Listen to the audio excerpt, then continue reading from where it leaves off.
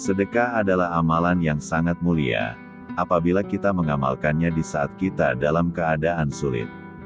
Harta yang kita sedekahkan secara fisik memanglah berkurang. Namun Allah berjanji, dalam Al-Quran, akan mengganti sesuatu yang kita beri dengan sesuatu yang lebih baik. Bersedekah bisa jadi cara kita bersyukur atas rezeki yang sudah diberikan Allah. Rezeki itu bukan sebatas harta ataupun materi semata. Lebih dari itu, rezeki yang kita dapat bisa jadi bentuknya dalam kesehatan dan kenyamanan yang kita miliki saat ini.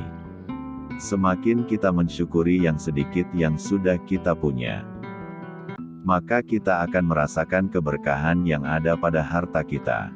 Pada hakikat, setelah kita berbagi, bersedekah kepada orang lain, disitulah letak sebenarnya harta kita. Jadi semakin banyak kita mengeluarkan harta, maka harta yang sudah kita keluarkan itulah harta sejati yang kita miliki. Banyak sekali hikmah atau keutamaan sedekah bagi mereka yang mau mengamalkannya. Di dalam Al-Quran sendiri banyak ayat yang menerangkan keutamaan sedekah. Salah satunya adalah dalam Al-Quran surat Saba, ayat 39 yang berbunyi, "Dan barang apa saja yang kamu nafkahkan, maka Allah akan menggantinya dan dialah pemberi rezeki yang sebaik-baiknya." Seorang ulama termasyhur Ibnu Katsir berkata dalam menafsirkan ayat di atas, "Apapun yang kamu infakkan dalam apa yang diperintahkan kepadamu atau yang dimubahkan, maka Dia akan memberikan gantinya untukmu di dunia dan di akhirat, dengan ganjaran dan pahala kebaikan." Rasulullah pernah bersabda, "Tidak akan pernah berkurang harta yang disedekahkan, kecuali ia bertambah, bertambah dan bertambah." HR Tirmidzi.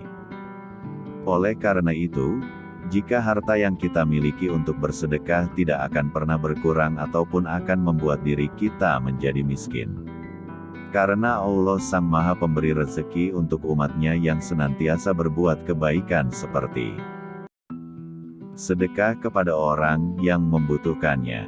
Dengan bersedekah akan membersihkan rezeki dari harta yang kita punya, sebagiannya ada hak untuk orang lain.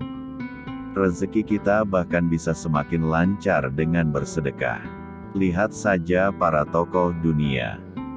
Mereka tidak pernah sungkan mendermakan sebagian kekayaan mereka untuk orang lain sebagaimana kisah Abdurrahman bin Auf. Jangan pernah takut jatuh miskin karena bersedekah.